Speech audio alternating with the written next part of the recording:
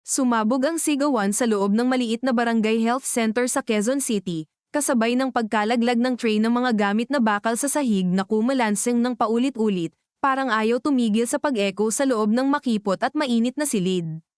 Hindi na siya humihinga. Sigaw ng isang babaeng naka-duty na nurse habang nanginginig ang kamay na sinusubukang hanapin ang pulso ng pasyente, isang binatang nakahandusay sa kama na kulay kupas na asol ang kumot. Ang ilaw sa kisame ay kumikislap, parang nakikipagsabayan sa tensyon ng eksena, at ang amoy ng antiseptic ay humahalo sa pawis at takot. Sa gilid ng kama, nakatayo si Dr. Rafael Mendoza, nakatitig lang sa katawan, hindi agad gumagalaw. Ang kanyang mga mata ay tila may hinahabol na alaala, isang segundo na parang naging isang minuto. "Doc, kailangan na po natin magkapor," muli siyang tinawag ng nurse, mas malakas, mas desperado. Doon lang siya kumilos. Bigla, parang may nag-click sa loob ng ulo niya. Lumapit siya, inilagay ang dalawang kamay sa dibdib ng binata, at nagsimulang mag-compress. 1, 2, 3 ang ritmo ng kanyang galaw ay eksakto, sanay, pero ang loob niya ay magulo. Sa bawat pagdiin ng kanyang kamay, may kasamang tanong sa isip niya, bakit?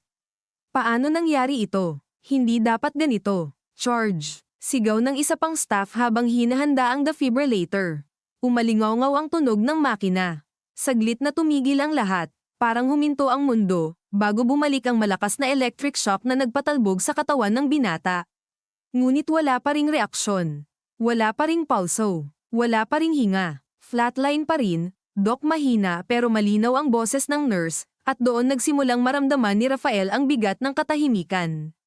Sa labas ng kurtina, may umiiyak na babae, isang matandang nanay na paulit-ulit na tinatawag ang pangalan ng anak niya, June.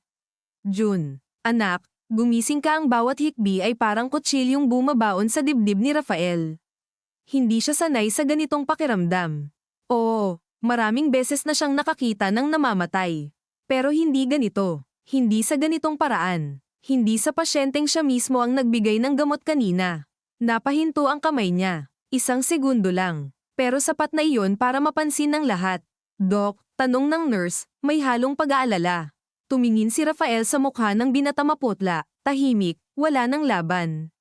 At sa likod ng isip niya, bumalik ang eksena kaninang umaga, ang pagod niyang pagpasok sa duty, ang pila ng mga pasyente, ang mabilisang konsultasyon, at ang desisyon niyang magbigay ng isang injection ng hindi na masyadong pinag-isipan dahil sa dami ng tao. "Allergy mo sa penicillin?" Tanong niya noon, pero hindi niya hinintay ang sagot. O baka narinig niya pero hindi na niya pinansin. Ngayon, ang katahimikan ng ECG monitor ay parang sumisigaw ng katotohanan. "Time of death," mahina niyang sinabi, halos hindi marinig. Ngunit sapat na iyon para tuluyang mag-collapse ang mundo ng ina sa labas ng kurtina. Napaupo siya sa sahig, humahagulgol, at ang buong health center ay napuno ng ingay ng pagkawala. Lumayo si Rafael, dahan-daang tinanggal ang gloves niya, nanginginig ang mga daliri. Hindi siya makatingin sa kahit sino. Lumabas siya ng silid, dumaan sa makipot na hallway na puno ng mga pasyente at bantay na tahimik na nakatingin sa kanya, may halong takot at pagdududa. Sa bawat hakbang niya, pakiramdam niya ay lumulubog siya. Sa labas, sinalubong siya ng init ng tanghaling araw at ng ingay ng Calsadamga tricycle na nagbubusina, mga batang naglalaro, mga tindera sa sari-sari store na nagtatawanan, lahat normal, lahat tuloy ang buhay. Pero sa loob niya, parang may nabasag na hindi na kayang buuin. Huminto siya sa gilid ng kalsada, sumandal sa pader ng barangay hall, at ipinikit ang mga mata. "Anong ginawa ko?" bulong niya sa sarili, halos hindi gumagalaw ang labi. Sa isip niya, paulit-ulit na bumabalik ang mukha ng binata, ang boses ng ina, ang tunog ng flatline. At kasabay nito, ang takot hindi lang sa pagkakamali, kundi sa mga susunod na mangyayari. Dahil alam niyang hindi ito matatapos dito. Sa loob ng health center, nagsimula na ang bulungan. "Ano raw nangyari?" tanong ng isang matandang lalaki sa katabing pasyente. "Sabi nila, maling gamot daw," sagot ng isa, pabulong pero sapat para kumalat. Ang nurse na kanina ay kasama sa resuscitation ay tahimik na nakaupo sa isang sulok, nakatitig sa sahig. Alam niya ang totoo. Narinig niya ang tanong ni Rafael kanina. Nakita niya ang pag-aalangan. At nakita rin niya kung paano niya binaliwala iyon. Lumapit ang kapwa niya nurse. I-report ba natin ito? Mahina nitong tanong. Hindi agad sumagot ang una. Ramdam niya ang bigat ng desisyon. Kung magsasalita siya, may masasaktan. Kung mananahimik siya, may mamamatay hindi man ngayon, baka sa susunod. Samantala, si Rafael ay naglakad palayo, hindi na bumalik sa loob. Tumawid siya sa kalsada nang hindi tumitingin, muntik nang mabangga ng jeep na biglang nagpreno at nagmura ang driver. Hoy, gusto mo bang mamatay? Sigaw nito. Saglit siyang napatingin, pero wala siyang sagot. Parang hindi niya narinig. Tuloy lang siya sa paglakad hanggang makarating sa isang maliit na carinderia sa kanto. Umupo siya sa bakanteng mesa, kahit hindi siya gutom. Ang amoy ng pritong isda at bawang ay kumakapit sa hangin, pero hindi niya iyon maramdaman. Kuya, kakain po, tanong ng tindera. Tumingin siya, parang ngayon lang napansin ang paligid. Tubig lang, sagot niya, paos ang boses. Habang hinihintay ang baso, napansin niya ang kamay niya bahagyang nanginginig pa rin. Iyon ang kamay na kanina lang ay nag-compress sa dibdib ng isang taong hindi na muling gigising. Iyon din ang kamay na nagbigay ng gamot. Napayuko siya. Sa kabilang dulo ng barangay, ang pamilya ng binata ay nagsisimula ng magtipon. Ang maliit nilang bahay, gawa sa hollow blocks at yero, ay napuno ng kapitbahay. Ang ina ay nakaupo sa sahig, hawak ang lumang litrato ng anak, habang ang kapatid nito ay galit na galit, paikot-ikot sa loob ng bahay. Hindi pwede ta. May kasalanan yan. May mananagot, paulit-ulit niyang sinasabi, nanginginig sa galit. Ang mga kapitbahay ay nagbubulungan, ang iba ay umaawat, ang iba ay lalo pang naguudyok. Magreklamo kayo. Dalhin niyo sa media. Hindi dapat pinapalampas yan, sabi ng isa. Sa gitna ng ingay, pumasok ang barangay captain. Seryoso ang mukha. Kalma muna tayo. Alamin natin ang buong kwento, sabi niya. Pero halata sa tono niya na alam niyang hindi ito basta-basta matatapos. Bumalik tayo kay Rafael, nakaupo pa rin sa carinderia, hawak ang baso ng tubig pero hindi iniinom. Ang pawis sa noo niya ay hindi lang dahil sa init. Ang isip niya ay nagsisimula ng maglaro ng mga posibilidad investigasyon, lisensya, kaso, kulungan. At higit sa lahat, ang tanong kung paano niya haharapin ang sarili niya. Sa bawat segundo, mas lumalalim ang pakiramdam ng guilt. Hindi ito yung simpleng pagkakamali. Ito ay buhay ng tao. Napahigpit ang hawak niya sa baso hanggang sa halos mabasag ito. Sir, okay lang po ba kayo? Tanong ng tindera, napansin ang estado niya. Tumingin siya, pilit ngumiti. Oo, pagod lang, sagot niya, kahit alam niyang hindi iyon ang totoo. Sa di kalayuan, may dumaan na ambulansya. Ang sirena nito ay parang paalala sa kanya ng nangyari kanina. Napapikit siya ulit, at doon, sa dilim ng kanyang isip, may isang alaala na muling bumukas ang unang araw niya bilang doktor, ang panata niya na maglilingkod, na mag-iingat, na hindi pababayaan ang buhay ng pasyente. Ngayon, pakiramdam niya ay nilabag niya ang lahat ng iyon. Ngunit hindi pa tapos ang araw. Sa health center, dumating na ang isang pulis, tinawag ng barangay. Nagsimula na ang paunang investigasyon. Ang nurse na nakakita ng lahat ay tinanong, isa-isa, maingat, pero direkta. Ano po ang nangyari? Tanong ng pulis, nakatingin sa kanya. Huminga siya ng malalim. Naramdaman niya ang hiya, ang takot, ang responsibilidad. Sa labas, naririnig pa rin ang iyak ng ina. Sa loob, ang konsensya niya ay mas malakas pa sa kahit anong ingay. Sir, nagsimula siya. Nanginginig ang boses. May binigay pong gamot si Doc Rafael at sa sandaling iyon, nagsimula nang gumalaw ang mga puwersang hindi na kayang pigilan ni Rafael. Ang kanyang mundo, na dati ay kontrolado at organisado, ay unti-unting nababasag sa harap ng isang pagkakamali na hindi na mabubura. Hindi niya narinig ang unang tawag sa cellphone niya dahil nakatutok lang siya sa basong hawak, pero nang muling umilo ang screen at manginig ang aparato sa ibabaw ng plastik na mesa, saka lang niya ibinaba ang tingin. Mara ang nakasulat, humigpit ang panga niya. Ilang segundo siyang nakatitig roon, parang sa simpleng pagtingin lang ay may mababago na, parang pwede niyang ipagpaliban ang realidad kung hindi niya sasagutin. Ngunit hindi tumitigil ang mundo sa hindi pagsagot. Pinindot niya ang green icon at inilapit ang telepono sa tainga. Hello, sabi niya, mababa, tuyot ang lalamunan. Sa kabilang linya, mabilis at hingal ang boses ng asawa niya. Raf, nasaan ka? Ilang beses na kitang tinatawagan. Tinawagan ako ni Tita Nena sa barangay. May namatay daw sa health center. Nandyan ka ba? Napapikit siya. Sa likod ng mga talukap niya, bumalik ang mukha ng binata, ang bibig na bahagyang nakabukas, ang wala ng kulay na labi. Nandito lang ako sa tapat, sagot niya. Narinig niya ang sariling boses at hindi niya iyon makilala. Anong ibig sabihin ng nandyan ka lang? Anong nangyari? Tanong ni Mara, mas mahina na ngayon, pero mas delikado. Kilala niya ang asawa niya. Kapag bumababa ang boses nito, ibig sabihin pinipigilan lang nitong mabasag. Huminga siya ng mabagal, pero hindi sapat iyon para pakalmayan ang dibdib niya. Nag-code yung pasyente, hindi na-revive. Katahimikan. Sa kabilang dulo ng linya, naririnig niya ang mahinang ugong ng aircon sa opisina ni Mara, ang tipikal na corporate white noise na kabaligtaran ng magulong araw niya. At bakit ang sabi sa akin, may issue sa gamot? Tanong nito. Hindi agad siya sumagot. Hinimas niya ang gilid ng baso gamit ang hinlalaki, paulit-ulit, na parang doon niya ilalabas ang sagot. Sa kalsada, may dumaan na fishbowl cart at sumangga ang amoy ng mantika at sweet sauce, sobrang ordinaryo na halos nakakatawa sa gitna ng gumuguho niyang buhay. Raph, ngayon ay malinaw na ang bigat sa boses ni Mara.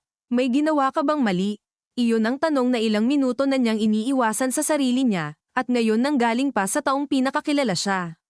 Naglaro ang panga niya. Hindi ko alam, sagot niya, at nang sabihin niya iyon, doon niya na-realize kung gaano iyon kay Toto at kasinungalingan ng sabay. Alam niya, hindi niya lang matanggap sa pormang kaya niyang banggitin. Huwag mo akong kausapin ng ganyan. Doktor ka, hindi pwedeng di mo alam.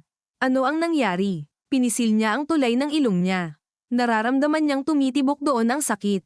Masyadong maraming pasyente, magulo, mainit, sunod-sunod ang kaso. Nagbigay ako ng antibiotic, tapos, huminto siya. Hindi niya masabi ang susunod. Tapos namatay. Tapos may allergy pala. Tapos hindi ko hinintay ang sagot. Tapos, mariing tanong ni Mara. Tumagilid siya sa monoblock chair at napatingin sa barangay hall sa kabila, kung saan may dalawang lalaking nakatayo at pasulyap-sulyap sa kanya habang nag-uusap. Pakiramdam niya kahit hindi siya ituro, nakatatak sa noo niya ang salitang may kasalanan. Mara, sabi niya, halos pabulong, uuwi ako mamaya. Huwag mo akong takasan, Rafael. Napakurap siya sa paggamit nito ng buong pangalan niya. Bihira lang mangyari iyon. Kailangan kong malaman kung ano ang haharapin natin.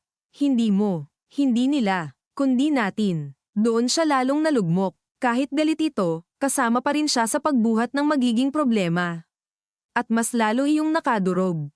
May allergic reaction yata. Hindi ko na double check. Nang masabi niya iyon, para siyang nasuka sa loob. Hindi literal, pero may umakyat na pait sa dibdib niya. Sa kabilang linya, matagal na katahimikan ulit. Narinig niya si Mara na huminga ng malalim, saka dahan-daang ilabas ang hangin, tulad ng ginagawa nito tuwing nasa bingit ng pagsabog pero pinipili munang mag-isip. Umalis ka muna dyan, sabi nito. Bakit? Dahil kung totoo ang iniisip ko, maya-maya may mga kamag-anak na ng pasyente, may pulis, may chismis, baka may media pa kung may maingay sa barangay. Umalis ka muna dyan. Napailing siya kahit hindi siya nakikita. Kapag umalis ako, mas lalong magmumukhang tumatakas ako. At kung manatili ka nang wala ka sa wisyo. Balik ni Mara. Raph, makinig ka sa akin. Umuwi ka, maligo ka, umupo ka. Isulat mo lahat ng nangyari habang sariwa pa. Oras, dosage, pangalan, sequence. Huwag mong hayaang sa takot ka umasa sa memorya.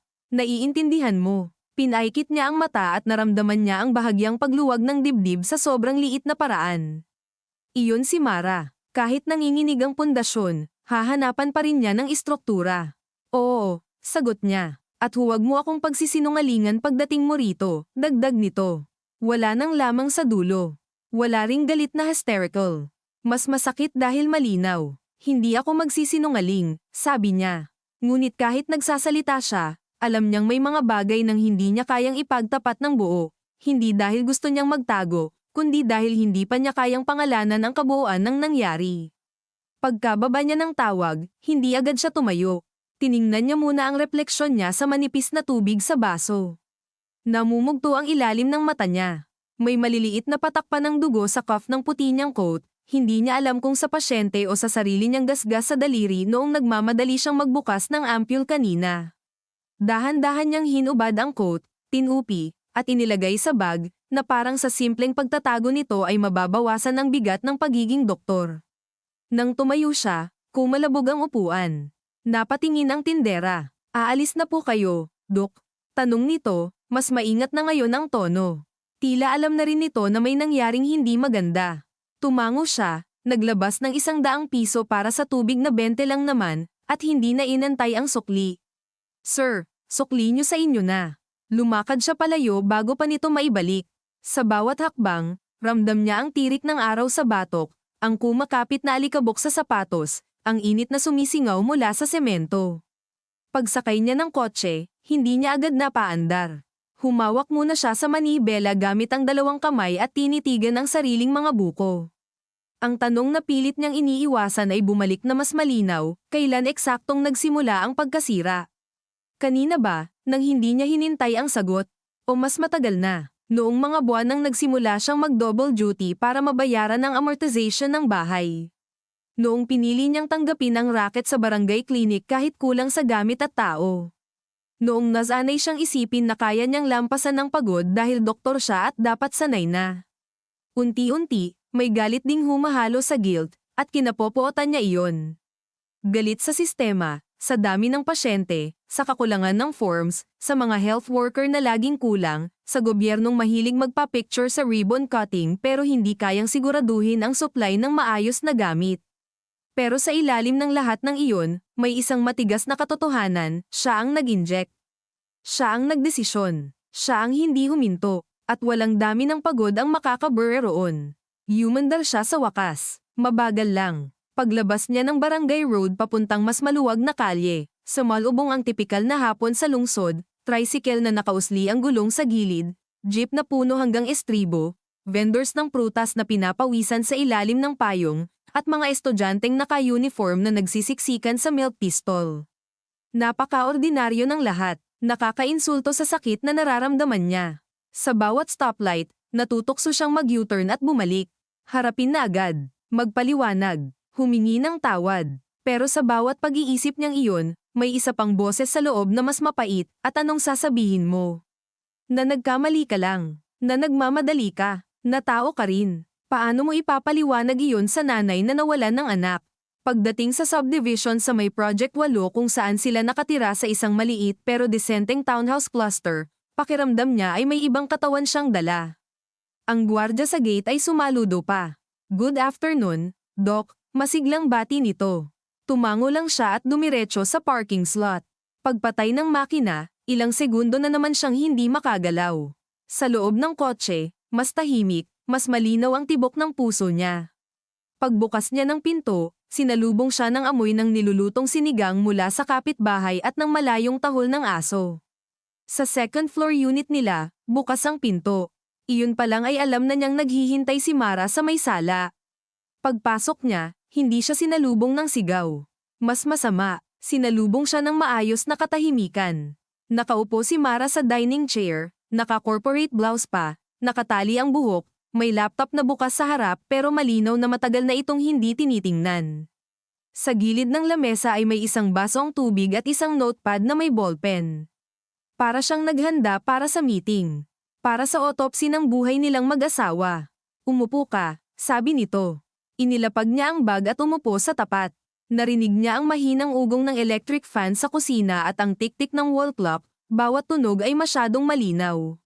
Sabihin mo sa akin mula umpisa, sabi ni Mara. Lahat, huwag mong aayusin para gamaan pakinggan. Tinuklap niya ang balat sa gilid ng hintuturo niya bago niya napansing ginagawa na niya iyon. Dumating ako ng 7:30.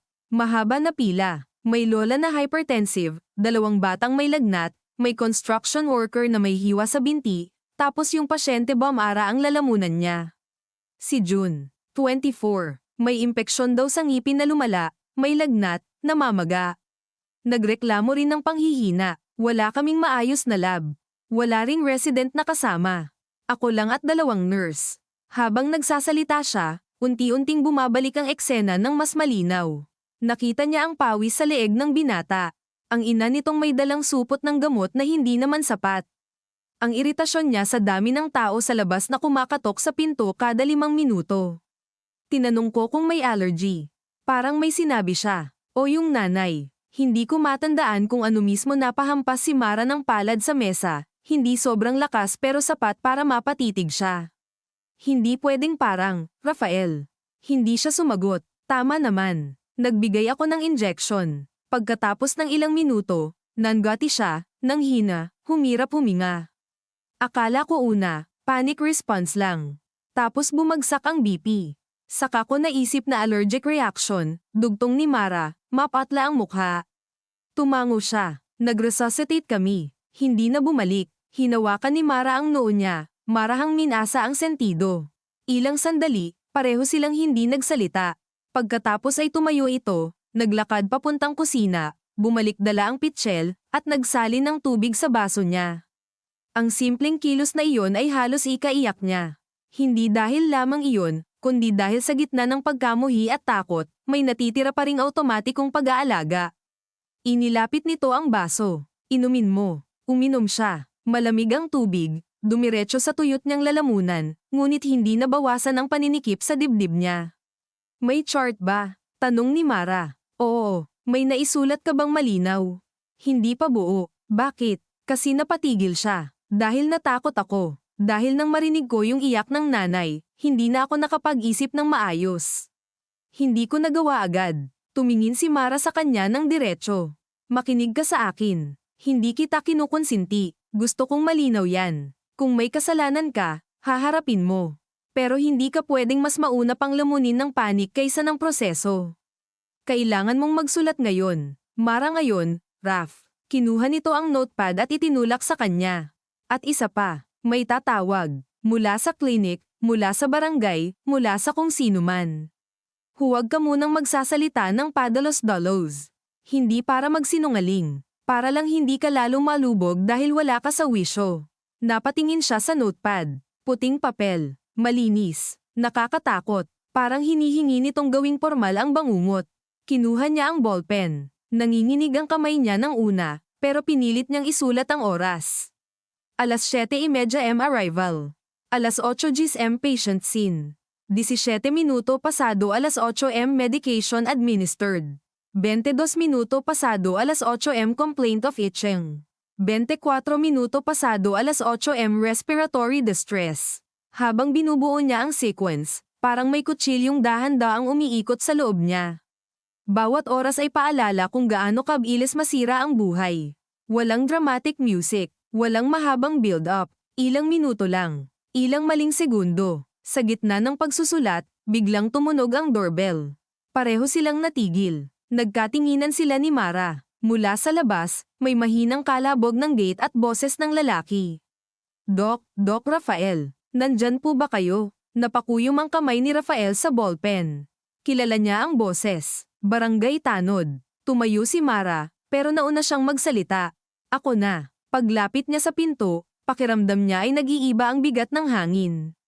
Binuksan niya ito ng bahagya. Nasa labas ang tanod na si Oji, kasama ang isang pulis na naka-uniform at isang lalaking hindi niya kilala agad dahil sa tigas ng mukha nito. Ngunit nang magtagpo ang mga mata nila, alam na niya.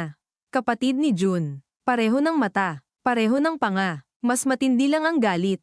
Doc, sabi ng pulis, formal ang tono, pwede po ba kayong makausap sandali? Sa likod ni Rafael, naramdaman niya si Mara na papalapit. Tungkol saan po? Tanong niya, kahit alam naman niya. Sumingit ang kapatid ni June, hindi na nakapagpigil. Tungkol sa kapatid kong pinatay mo. Tumama ang mga salitang iyon sa kanya na parang totoong suntok. Napaatras siya ng kalahating hakbang. Leo, kalma, awat ng pulis, pero hindi matigas. Parang ritual na lang. Hindi ako kakalma. Sigaw ng lalaki. Namumula ang mata nito, mukhang hindi lang umiyak kundi walang tigil na pinipigilan ang sarili mula kaninang tanghali. Doktor ka, doktor, ni hindi mo nga hinintay sagot ng nanay ko. Sinabi naming may allergy siya. Mabilis na huminga si Rafael. Nag-init ang batok niya. Sa gilid ng paningin niya, nakita niyang namumutla si Mara, ngunit diretso ang tayo nito. Sir, gusto naming maayos itong pag-usapan, sabi niya, maingat. Hindi po kayo makakapasok dito para maniga. Tiningnan siya ni Leo na parang may bago na naman siyang dahilan para magalit. Ay, syempre, may tagapagtanggol na. Ganyan kayo. May bahay, may kotse, tapos kapatid ko nasa morgue. Walang nagsasabing hindi masakit ang nangyari, sabi ni Mara, pero may bakal na sa boses niya. Pero kung gusto ninyong may mapuntahan itong usapan, kailangan nating maging maayos. Sandaling natahimik si Leo, hindi dahil kumalma, kundi dahil napigilan lang ng dignidad na tuluyang mabitawan. Ang pulis ang nagsalita, "Doc, iniimbitahan po kayo sa presinto para magbigay ng initial statement. Hindi naman po kayo inaaresto sa ngayon. Kailangan lang naming makuha ang side ninyo." Ang salitang sa ngayon ay kumapit agad sa tenga ni Rafael. Sa ngayon, ibig sabihin bukas, posible. Mamaya, posible. Tumango siya ng dahan-dahan. "Sasama ako. Hindi ka pwedeng umalis nang hindi kumakain," biglang sabi ni Mara, at napatingin sa kanya ang lahat. Sa ilang segundo, tila absurdong detalye iyon. Ngunit alam niya ang ibig sabihin ng asawa niya. Huwag kang humarap ng gutay-gutay. Huwag kang tuluyang bumigay. 5 minutes, sabi ni Mara sa pulis, saka tumingin kay Leo. At hindi ito pagtakas. Isinara niya ang pinto. Pagharap niya kay Rafael, wala na iyong corporate composure. Kita na ang takot sa mata niya. "Makinig ka," sabi nito, mahina pero mabilis. "Sumama ka. Huwag kang magmatigas. Huwag kang defensive. Huwag na huwag mong sasabihing kasalanan ng pasyente, ng nanay, ng system, o ng kahit sino. Kung tatanungin ka, sagutin mo ng factual. Naiintindihan mo." Tumango siya, at Raf huminto ito, saka lumunok. "Kapag totoo na narinig mo at hindi mo pinansin, baka hindi na ito babalik sa dati." Iyon ang pinakatapat na bagay na narinig niya buong araw. Hindi maayos din. Hindi kakayanin natin. Kundi ang simpleng posibilidad ng pagkasira. At dahil totoo, mas masakit. Kinuha niya ang susi, ang wallet, at ang notepad na may sulat niyang nanginginig. Pagbukas niyang muli ng pinto, mas malamig na ang hapon sa balat, pero mas mabigat ang hangin. Nasa labas pa rin sina Oji, ang pulis, at si Leo. Walang nagsasalita habang naglalakad sila pababa sa makitid na daan ng townhouse compound. Sa mga bintana, may mga kurtinang bahagyang gumagalaw. May mga matang sumisilip. Sa kanto, may batang huminto sa paglalaro ng tumbang preso para tingnan sila. Sa ordinaryong komunidad, ang trahedya ay hindi pribado. Lagi itong may saksi. Pagsakay nila sa mobile, umupo si Rafael sa likod katabi ni Leo. Ramdam niya ang init ng katawan ng lalaki kahit hindi sila magkadikit. Ang katahimikan sa pagitan nila ay hindi neutral. Punong-puno ito ng mga salitang hindi pa binibitawan. Nang yumandar ang sasakyan, napatingin siya sa labas. Sa second floor window ng bahay nila, nakita niyang nakatayo si Mara, hindi kamakaway, hindi umiiyak, kundi nakatingin lang, diretso. Parang sinusubukan niyang tandaan ang eksaktong anyo ng lalaking pinakasalan niya sa araw na nagsimula itong mawala sa pagkakakilala niya. Sa biyahe papuntang presinto, walang nagsalita sa unang 5 minuto, pero ang katahimikan ay hindi pahinga kundi parang mabigat na trapal na ibinagsak sa ibabaw nilang lahat. Ang ilaw sa loob ng mobile ay mapatla at marumi ang plastik na upuan, may lumang amoy ng pawis, alikabok, at natuyong ulan na parang hindi na maalis kahit ilang beses pang linisin. Sa bawat lubak na madaanan nila, bahagyang nagdidikit ang balikat nila ni Leo at agad ding umiiwas ang katawan ng kapatid ni John na parabang nasusuklam sa mismong pagkakalapit. Nakatingin lang si Rafael sa rehas na naghihiwalay sa harap at likod ng sasakyan. Hindi naman siya kriminal, paulit-ulit niyang sinasabi sa sarili, pero alam niyang may mga bagay na hindi hinihintay ang legal na tawag bago tuluyang baguhin ang tingin ng tao sa iyo. May mga sandaling isang salita lang, isang pangyayaring hindi na mababawi, at sapat na iyon para mawalan ka ng dating pangalan. Doktor, asawa, anak, biglang lumiliit ang mga iyon kapag may namatay sa ilalim ng kamay mo. Sa harap, ang pulis na kasama nila ay may kausap sa radyo, putol-putol ang mga salita, mga numerong hindi maintindihan, lugar, oras, pangalang sinasambit ng walang emosyon. Nakikinig si Rafael pero wala siyang may pirming detalye. Masyadong malakas ang tunog ng sariling tibok ng puso niya. Sa tabi niya, si Leo ay nakayuko, nakapatong ang mga siko sa hita, mahigpit ang magkasalikop na kamay, at paminsan-minsan ay napapailing sa paraang tila may kausap itong sarili. 2 beses niyang nakita ang lalaki na sumangot, pigil ang luha, saka biglang kumuyam ulit. Galit na may halong pagdadalamhati. Mas nakakatakot iyon kaysa sa purong sigaw. Nang makarating sila sa presinto, bumungad agad ang tipikal na gusali ng himpilan sa urban barangay. Kupas ang pintura sa harap, may tarpaulin ng mga paalala sa anti-drug campaign, may ilang motorsiklong nakapark ng tabingi, at sa bukas na pinto ay lumalabas ang amoy ng instant coffee, lumang papel, pawis, at yosi na hindi naman dapat pero malinaw na may nagtatangkang itago sa electric fan. Ang ilaw sa loob ay sobrang puti, fluorescent na nakakasilaw at nagpapakita ng pagkaputla ng lahat ng mukha. Sa isang sulok may 2 babaeng naghihintay, marahil para sa blotter ng ibang gulo, at nang mapadaan si Rafael ay napatingin sila ng sabay, mabilis lang, pero sapat na para maramdaman niya ang reflex ng komunidad na alamin ang pinsala sa isang tingin pa lang. Dito po muna tayo, sabi ng pulis, mas magalang na ngayon. Hindi niya alam kung dahil doktor pa rin ang tingin sa kanya o dahil may alam itong hindi pa niya alam. Umupo siya sa isang bakal na upuan sa harap ng mesa ng duty investigator.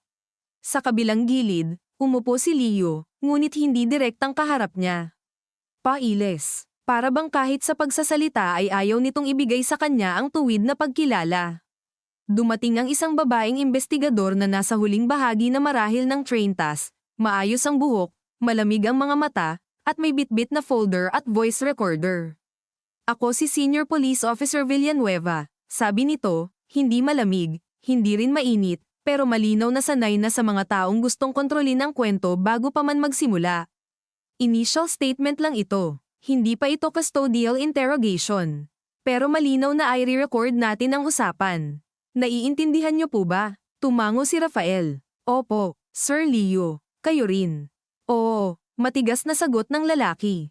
Binuksan ni Villanueva ang recorder at inilapag sa gitna ng mesa. Napakaliit na bagay, isang itim na aparatong may pulang ilaw. Pero para kay Rafael, parang may sariling bigat iyon. Katibayan na ang araw na ito ay hindi na mananatili sa memorya lang.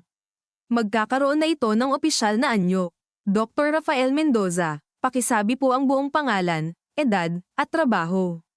Rafael Santiago Mendoza, 36, medical doctor. Habang sinasabi niya ang propesyon niya, may kirot sa lalamunan niya, para bang hindi iyon simpleng factual detail kundi isang bagay na baka may karapatan ng bawiin sa kanya. Isa-isang tinanong ni Villanueva ang oras ng pagpasok niya sa duty, dami ng staff sa health center, pangalang buo ng pasyente, mga sintomas, at eksaktong gamot na naibigay. Sa bawat tanong, pinipilit ni Rafael na manatili sa katotohanan.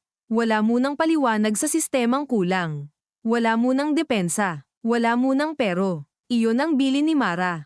Ngunit habang tumatagal ang pag-uusap, mas lalong sumisikip ang dibdib niya dahil ang mga detalye, kapag inihanay ng maayos, ay lalong nagmumukhang malinaw ang pagkakamali. Tinanong niyo po ba ang pasyente kung may known drug allergy? Tanong ni Villanueva, walang emosyon. Hindi agad sumagot si Rafael. Naramdaman niya ang pagkuyom ni Leo sa tabi niya kahit hindi siya tinitingnan nito. Sa isip niya, may 2 boses. Ang una, ang takot, ay nagsasabing sabihing oo, tinanong mo, at hindi malinaw ang sagot. Ang ikalawa, mas tahimik pero mas mabigat, ay nagsasabing kahit anong pag-ikot ng salita, alam mo kung saan ka nagkulang.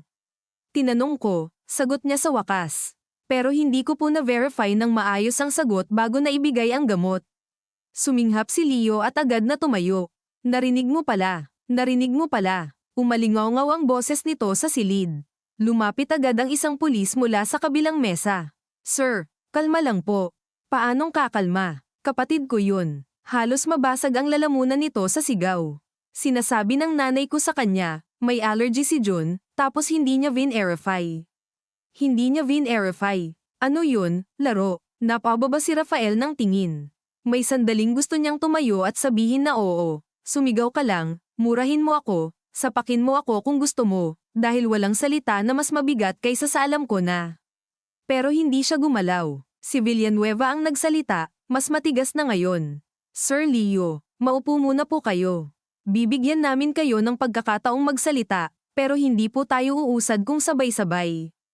Ilang segundo pang malalim ang paghinga ni Leo bago ito naupo ulit, pero hindi nawala ang panginginig ng katawan nito.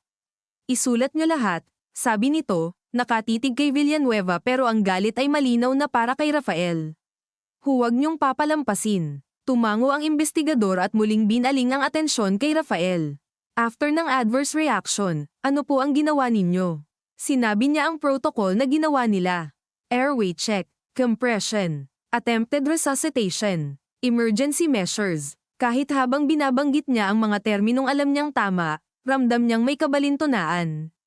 Pwede mong kabisaduhin ang tamang proseso at sablay ka pa rin sa pinakamahalagang segundo. Pwede mong magaling na gawin ang lahat pagkatapos mong magkamali at hindi pa rin bumalik ang taong nawala.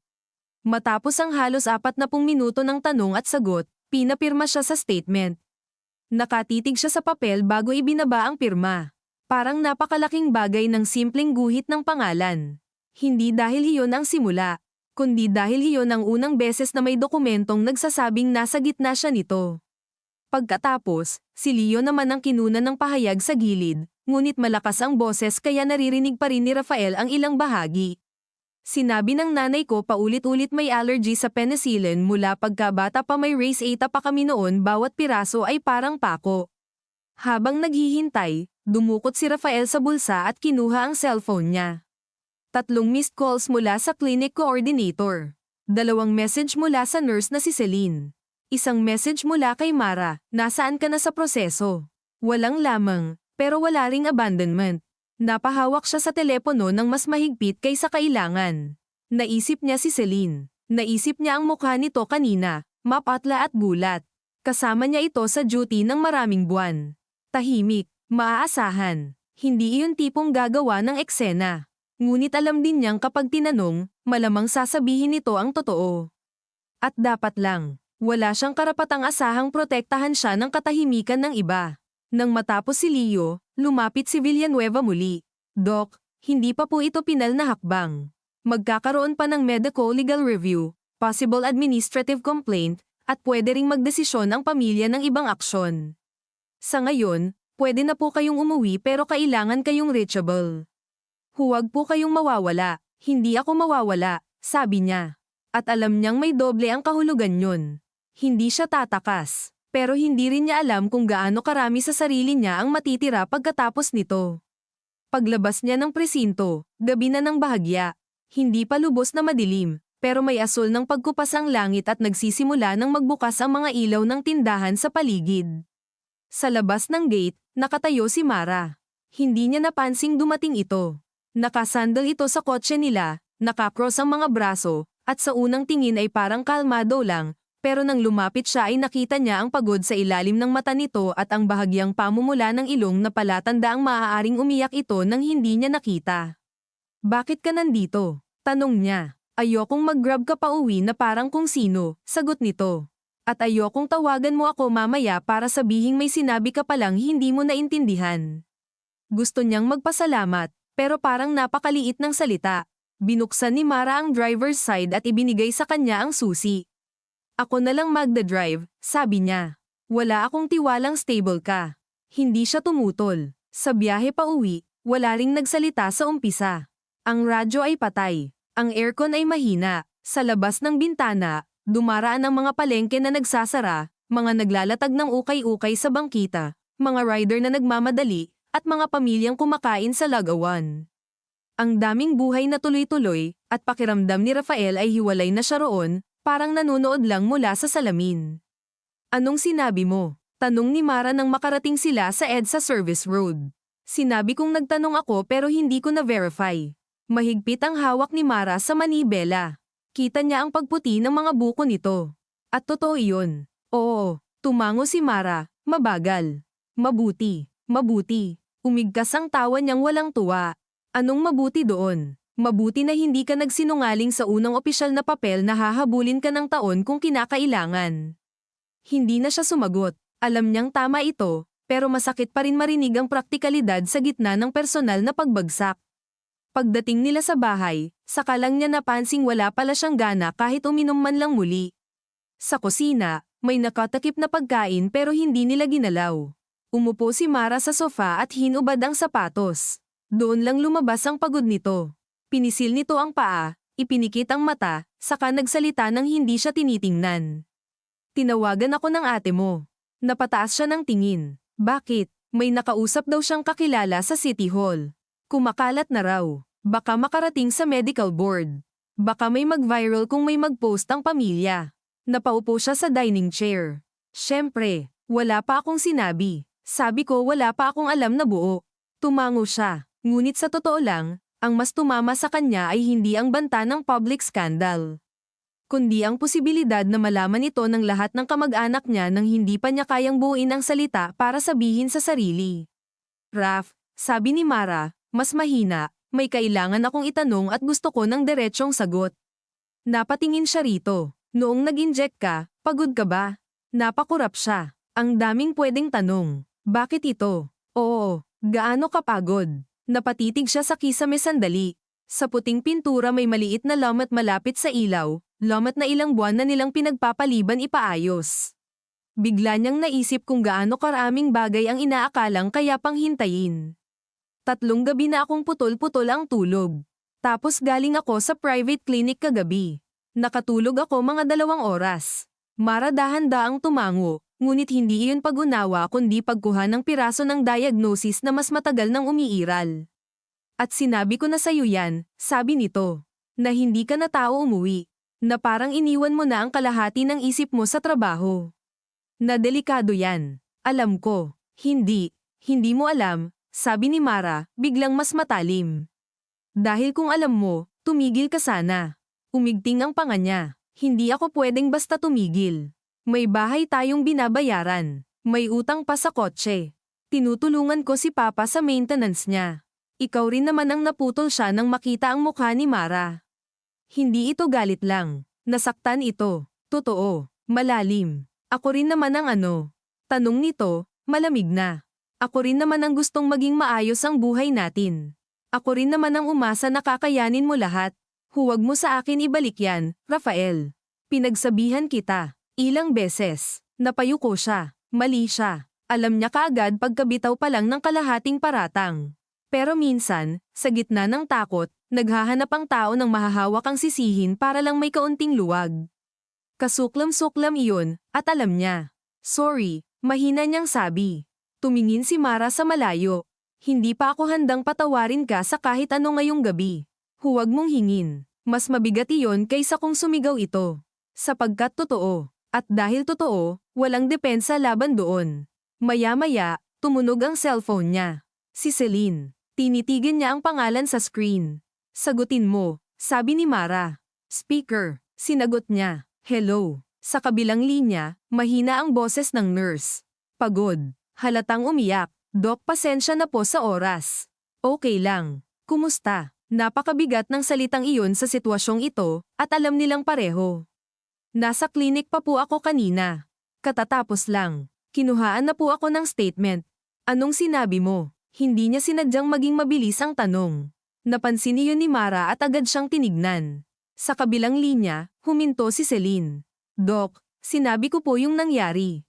Parang nilinis ng simpleng sagot ang lahat ng ilusyon. Na narinig ko po na nagtanong kayo. Tapos mabilis po masyado. Na bago ko pa po ma-double check, na ibigay na po yung gamot. Isinara ni Rafael ang mata. Tama lang, sabi niya, pilit. Dapat lang. May ilang segundong katahimikan. Pagkatapos ay nagsalita si Celine na mas mahina. Dok, may isa pa po akong sasabihin.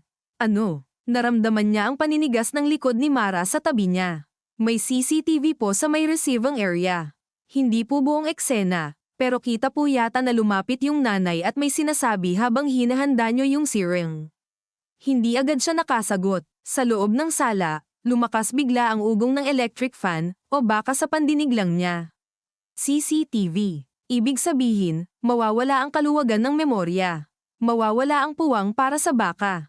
Mawawala ang pagkakataong umasa sa malabong recollection. Na-secure na ba? Tanong ni Mara, mabilis, kahit hindi siya ang kausap. Ma'am, this is Mara, asawa ni Doc, opo. Kinuha na raw po ng admin copy. Hindi ko lang po alam kung malinaw. Salamat, sabi ni Mara. Pagkababa ng tawag, walang gumalaw. Parang ang buong bahay ay tumigil kasama nila. Sa wakas, nagsalita si Rafael, ngunit halos hindi boses. Mas mabuti na ring malinaw. Umiling si Mara, dahan-dahan. Hindi ko alam kung mas mabuti ang tamang salita. At alam niyang tama ito. Hindi ito usapin ng mabuti, kundi ng kung gaano kasakit ang katotohanan kapag buo na. Umupo siya ng mas malalim sa upuan at tinakpan ng mukha gamit ang dalawang kamay. Sa unang pagkakataon mula kanina, hindi na niya napigilan ang panginginig ng balikat niya. Hindi iyon malakas na iyak. Mas masahol pa. Tahimik. Pigil. Parang katawan na lang ang bomb ibigay dahil pagod na ang isip na hawakan ng lahat. Sa pagitan ng mga daliri niya, naramdaman niya ang sariling hiningang mainit at putol-putol. Naalala niya si John na halos kaedad lang ng bunso niyang kapatid. Naalala niya ang ina nito. Naalala niya ang paraan ng pagtitig ni Mara sa bintana habang isinasakay siya sa mobile. Lahat ng mukha ngayong araw ay may hinihingi sa kanya. Katotohanan, pagsisisi, pananagutan, at wala sa mga iyon ang may anyong kayang buhatin ng hindi may nababasag. Sa mahabang katahimikan ng gabing iyon, narinig niya ang mahinang kalansing mula sa kusina nang tumayo si Mara para kumuha ng tubig, ang pagpatak ng gripo sa stainless sink, ang malayong busina mula sa main road, at ang ordinaryong tibok ng buhay sa labas na walang pakialam sa pagbagsak ng isang tao. Bumalik si Mara at inilapag ang isang baso sa mesa malapit sa kanya, pero hindi siya hinawakan. Hindi siya inalo. Hindi siya tinapak. Mas totoo iyon. Mas Pilipino sa loob ng sugat na sariwa pa may pag-aalaga, pero may distansyang ipinapataw ng hinanakit. Bukas, sabi nito sa wakas, kakausapin natin ang abogado ng pinsan ko. Hindi para takasan, para maintindihan mo ang haharapin mo. Inalis ni Rafael ang mga kamay sa mukha at tumango. Namumula ang mata niya pero wala siyang pakialam. At bukas din, dagdag ni Mara, tatawagan mo ang pamilya mo bago nila marinig sa iba.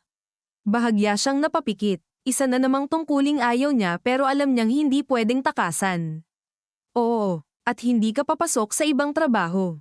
Kahit ano pang sabihin mo sa pera. Tumingin siya rito. Mara, hindi ako nakikipagtawaran. Malinaw ang boses nito. May isang tao nang namatay. Hindi ako papayag na may susunod pa dahil gusto mong patunayan sa sarili mong kaya mong magpatuloy na parang walang nangyari. Hindi na siya nakipagtalo. Dahil sa unang pagkakataon sa buong araw, may isang utos na hindi niya gustong salungatin. Pagod na siyang gumawa ng desisyon. Pagod na siyang maging taong pinaniniwala ang kayang magpas siya para sa buhay ng iba.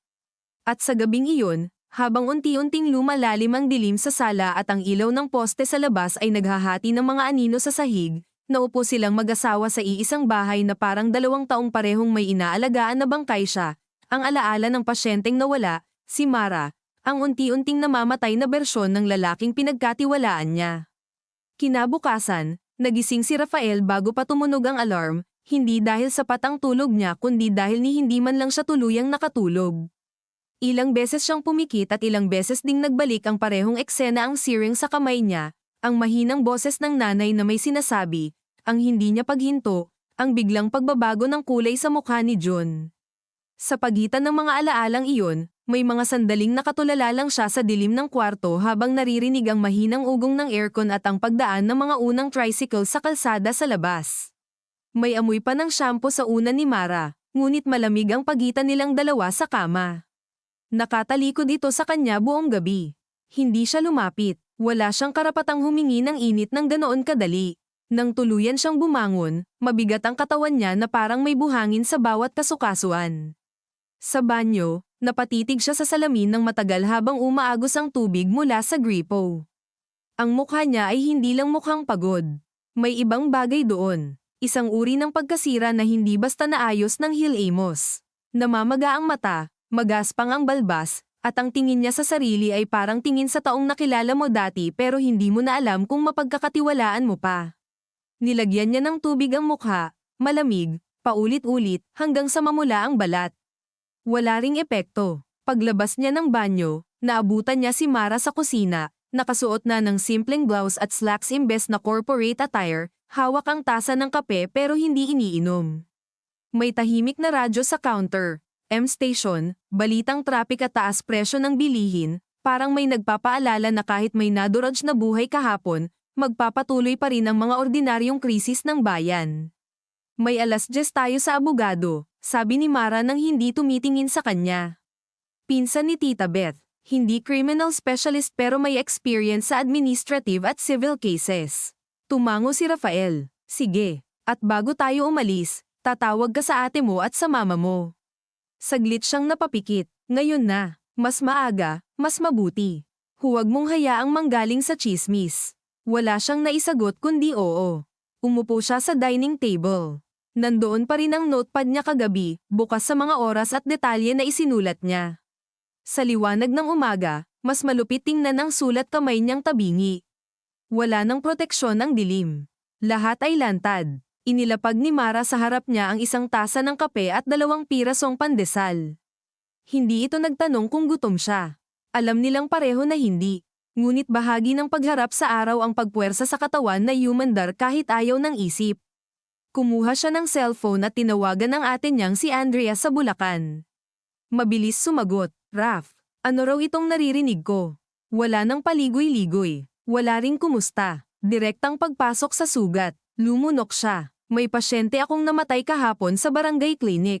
Sa kabilang linya, narinig niya ang malakas na paghinga ng kapatid niya. Sa kamahinang yabag, tila lumipat ito ng pwesto para walang makarinig. Anong ibig mong sabihin na namatay? Complication. Ang salitang iyon, complication, ay parang napakalinis. Napakaklinikal. Napakalayo sa katotohanang nararamdaman niya. May severe allergic reaction. Ako ang nagbigay ng gamot. Hindi na niya pinaganda. Mas mabuti na ang tahasang sakit kaysa sa maayos na kasinungalingan. Matagal na katahimikan. Pagkatapos ay maingat na nagsalita si Andrea. Tinatanong kita bilang kapatid mo at hindi bilang gusto kong protektahan ka. Nagkamali ka ba? Hindi niya alam kung bakit ang simpleng tanong na iyon ay halos mas mabigat pa kaysa sa sigaw ni Leo kagabi. Marahil dahil galing ito sa pagmamahal, at ang pagmamahal na naghahanap ng totoo ay mas mahirap takasan. Oo, sabi niya. Mukhang oo. Mula sa kusina, naririnig niya ang banayad na paghigop ni Mara sa kape. Wala itong pakialam sa privacy niya ngayon, at tama lang. Naku, Diyos ko, bulong ni Andrea. Nasabihan na ba si Mama? Hindi pa. Ako na ang hindi. Ako. Pinilit niyang patatagin ang boses. Ako ang magsasabi. Sige, pero makinig ka sa akin. Huwag kang mag-isa sa pagharap dito. Tawagan mo si Kuya Ben kung kailangan mo ng tulong sa dokumento. At Raf, huminto ito, saka mas mahina. Huwag kang magtago sa amin kapag may atraso ka. Naiintindihan mo. Oo, pagbaba niya ng tawag, parang mas bumigat ang umaga. Ngunit wala nang atrasan. Tinawagan naman niya ang ina nila sa probinsya. Mas mahirap, mas mabagal ang simula. May pangkaraniwang tanong pa ito kung nakakain na ba siya, kung kumusta si Mara, kung mainit ba sa Maynila. At sa ilang segundo, parang gusto niyang manatili roon. Sa ordinaryong pag-aalala ng isang ina na hindi pa alam na may pumutok ng bahagi ng buhay ng anak niya. Pero hindi siya pwedeng magtagal sa pahingang iyon. Ma, sabi niya, mahina. May nangyari sa trabaho. Sa dulo ng tawag, tumahimik ang matanda. May uri ng instinct ang mga ina sa bigat ng boses ng anak. Ano, anak, sinabi niya. Hindi buo sa mga detalye, ngunit sapat. May pasyenteng namatay. May posibilidad na nagkamali siya. May imbestigasyon. Habang nagsasalita siya, naiisip niya ang maliit na sala ng bahay nila sa Nueva Ecija, ang altar na may Santo Niño, ang bentilador na umiikot ng maingay, ang ina niyang malamang ay nakaupo sa monoblock chair na may hawak na rosaryo sa gilid ng mesa. Nang matapos siya, ang unang sinabi nito ay hindi tungkol sa kaso, sa lisensya, o sa hiya. Anak, may pamilya rin yung namatay. Napakadiin ng simpleng katotohanan iyon na para siyang pinisil sa loob. Opo, huwag kang magsinungaling. Huwag mong takbuhan. Kahit masakit, pumikit siya. Opo, at pagkatapos ng mahabang katahimikan, saka lang sinabi ng ina niya ang pangalawa. Pero anak ka pa rin namin. Doon siya muntik mabitawan. Hindi niya alam kung bakit mas masakit iyong marinig kaysa sa anumang paratang. Marahil dahil sa gitna ng pagkasuklam niya sa sarili, may mga taong hindi pa rin agad bumibitaw, at hindi niya alam kung karapat-dapat pa ba siya roon. Pagkababa ng tawag, hindi na siya uminom ng kape. Lumamig na rin naman. Sinamahan siya ni Mara sa kotse nang halos walang usapan.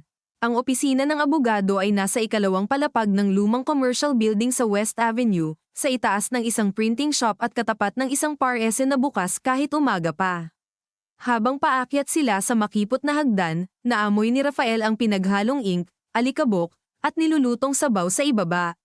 Sa landing, may poste ng ilaw na hindi ganap na gumagana kaya kalahating dilim ang koridor. Ang law office ay maliit lang, may salaming pinto na may nakadikit na pangalan, Attorney Benjamin Javier, Legal Consultancy. Sa loob, malamig ang aircon ngunit kulob ang amoy ng lumang folder, papel, ballpen ink, at furniture polish. May sofa na gawa sa synthetic leather na medyo bitak na sa gilid, may framed diploma sa pader, at may mahinang tugtog ng instrumental jazz na parang sinusubukang gawing sosyal ang silid kahit halatang mas ginagamit ito sa pagharap sa mga problemang wala namang elegante. Pinapasok sila ng secretary at pinaupo. Nang lumabas si Attorney Javier mula sa inner office, agad na napansin ni Rafael na hindi ito tipong palabigkas o palabida.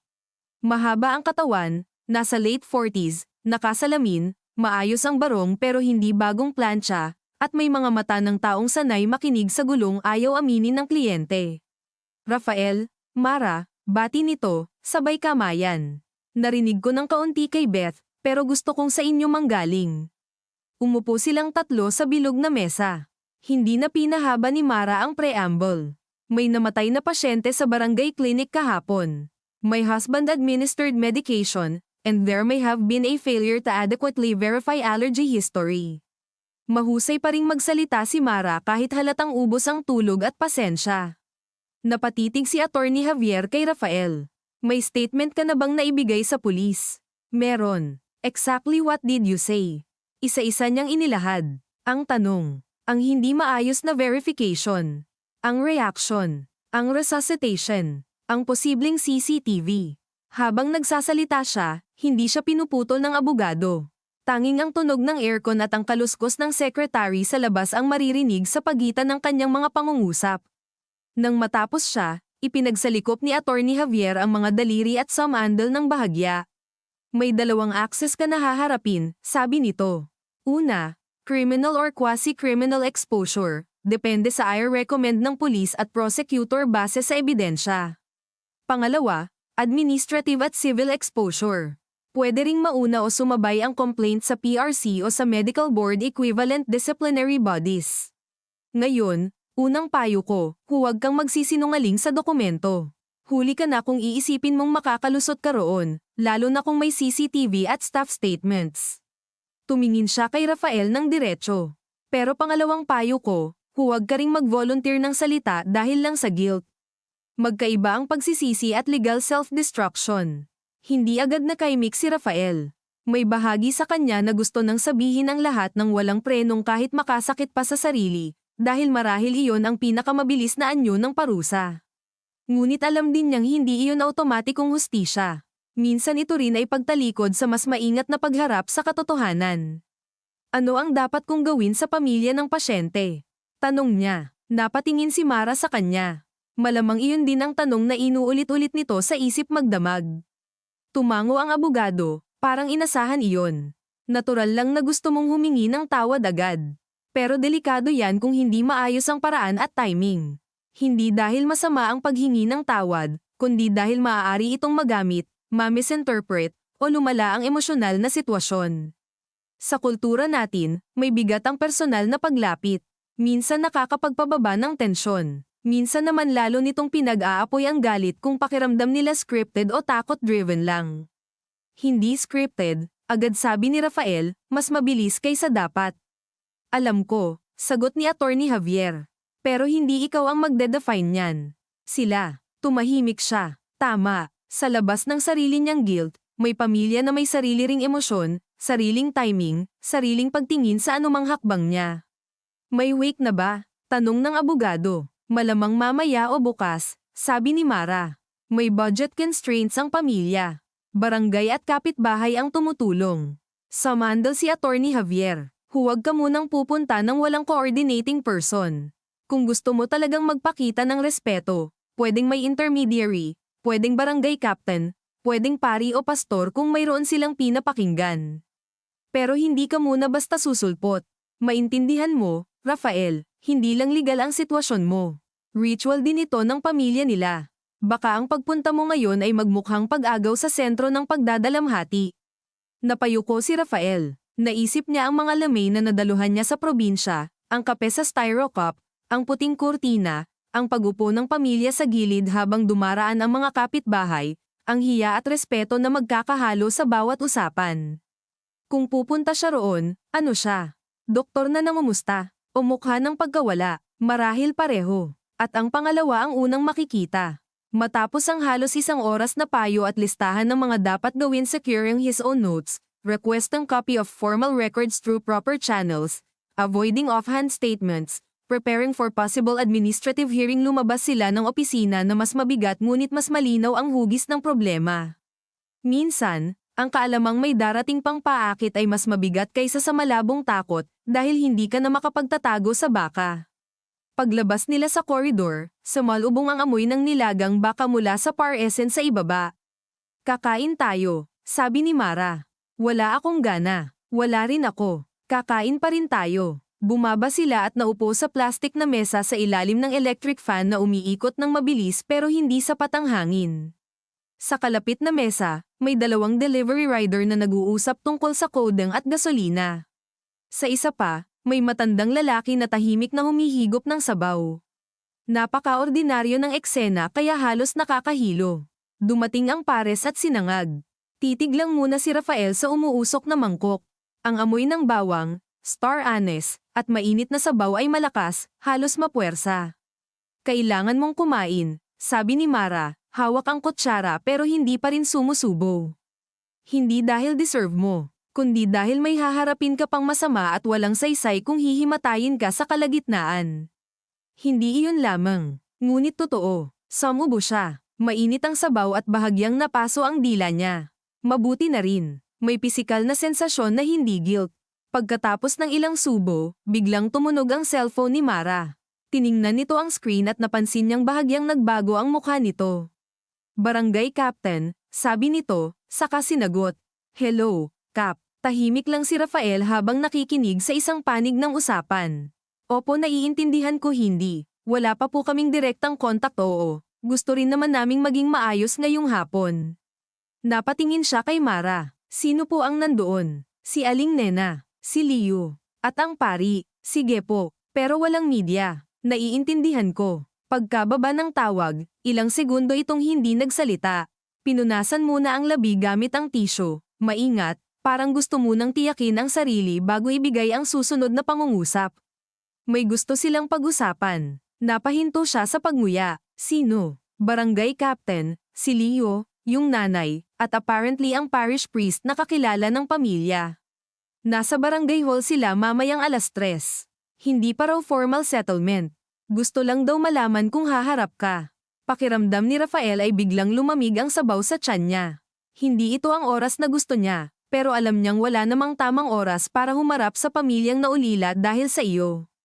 Ano sabi ng abogado? Sinabi niyang pwede basta controlled setting at hindi ka pupunta ng mag-isa. Tumingin si Mara sa kanya. Hindi matigas ang mata nito ngayon, pero walang paggaang ibinibigay.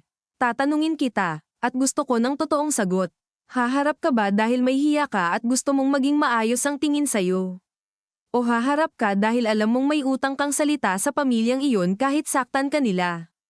Hindi agad nakasagot si Rafael. Naririnig niya ang kalansing ng kutsara sa katabing mesa, ang lagitik ng lutuan sa likod ng tindahan, ang malayo at paulit-ulit na busina mula sa kalsada. Sa gitna ng mga ordinaryong tunog na iyon, sinubukan niyang halukayin ang motibo niya at halos kinamuhian ang sarili sa dami ng halo-halong dahilan. Oo, may hiya. Oo, may takot sa magiging kwento tungkol sa kanya. Oo, may pagnanais na may ayusin bago pa lumala. Pero sa ilalim ng lahat, may isang bagay na mas simple at mas masakit, hindi niya kayang isipin na maililibing si John nang hindi man lang niya tinitingnan sa mata ang pamilyang naiwan. Pareho siguro sa umpisa, sabi niya, paus. Pero kung pupunta ako, gusto kong piliin ang pangalawa. Matagal siyang tiningnan ni Mara. Pagkatapos ay tumango ito nang halos hindi makita. Sana, iyon lang. Hindi basbas, hindi pagtitiwala, isang sana. At sa bigat ng araw na ito, sapat na ring totoo iyon. Pagkatapos nilang kumain, hindi na sila nagtagal sa Paresen. Tahimik silang bumalik sa kotse, at sa buong biyahe pabalik sa bahay para magpalit at kunin ang ilang dokumento, parang parehong nagtitipid ng salita dahil alam nilang kakailanganin nila ng lakas mamaya. Sa loob ng sasakyan, naririnig lang ang mahinang ugong ng makina at ang paulit-ulit na tik ng signal light kapag liliko si Mara. Hindi na siya nagtangkang buksan ang radyo. Hindi niya kayang pakinggan ang ibang boses na masyadong normal. Pagdating sa bahay, dumiretso siya sa kwarto at tumayo sa harap ng aparador ng ilang sandali, nakatitig lang sa mga damit na tila biglang nawalan ng saysay. Ano ang tamang isuot ng lalaking haharap sa pamilyang naulila dahil sa kanya? Hindi pwedeng nakakot, parang pag-angkin pa iyon ng awtoridad na wala na siyang karapatang ipangharang. Hindi rin pwedeng masyadong casual, na para bang ordinaryong pagbisita lang ito. Sa dulo, kumuha siya ng simpleng light blue na polo at maitim na pantalon. Habang nagsusuot, nakita niya sa salamin ang mga galaw niyang mabagal, maingat, parang may seremonyang hindi niya gustong kilalanin. Sa labas ng kwarto, narinig niya si Mara na may kausap sa telepono, marahil ang barangay captain muli, mababa ang boses, kontrolado, puro praktikal na detalye. Oo, pupunta kami, pero ayaw naming may ibang tao sa loob kung maaari. Hindi ito palabas. Nang lumabas siya, nakaupo si Mara sa sala at hawak ang maliit na envelope. Inangat nito iyon. May cash ako rito. Napatigil siya. Para saan? Tiningnan siya ni Mara ng diretso, hindi galit, hindi rin banayad. Pang-abot kung kailangan sa burol. Hindi ito pambayad sa pagkawala nila. Huwag na huwag mong iisipin yun. Pero sa totoo lang, may gasto sila ngayon at hindi na kailangang hintayin pa ang mga legal na proseso bago umalalay sa praktikal na pangangailangan kung tatanggapin nila. Humugot siya ng hininga. Napakakomplikado ng bawat kilos kapag may sakit na nasa pagitan ng hiya, utang na loob, at galit. Paano kung isipin nilang binibili natin ang katahimikan nila? Pwede nilang isipin yun, sagot ni Mara. Pwede rin nilang isampal sa atin. Pwede ring tanggapin pero lalo kang kamuhian. Walang malinis na paraan, pero hindi ibig sabihin nun wala nang pwedeng gawin na may dangal. Kinuha niya ang envelope at naramdaman ang manipis na kapal nito sa palad niya. Hindi mabigat, pero parang may buong argumento sa loob. Bago sila umalis, tumawag ang abogado. Speaker ang usapan. Huwag kayong magtagal, sabi ni Attorney Javier. Makinig kayo ng higit sa pagsasalita. Kung haharap si Rafael, simple, malinaw, walang depensa sa umpisa. Walang pero, walang paliwanag sa sistema hanggat hindi sila nagtatanong. At kapag nakita ninyong papunta na sa settlement talk, huwag kayong pumasok ng basta-basta. Hindi pa oras. Naiintindihan ko, sabi ni Mara. At Rafael, dagdag ng abogado, huwag mong gawing sentro ang guilt mo. Hindi ito tungkol sa gaano kabigat ang nararamdaman mo. Hindi nila tungkuling pag-aanin ka. Napapikit si Rafael. Oo, pagbaba ng tawag, iyon ang huling narinig niya bago sila bumaba ulit at sumakay sa kotse. Sa biyahe papunta sa barangay hall, mas makapal ang traffic. Hapon na, iyong oras kung kailan nagsasalubong ang pagod ng mga galing trabaho, ang sigla ng mga batang kalalabas lang ng eskwela, at ang impatience ng mga driver na gustong mauna kahit pare-pareho namang usad pagong.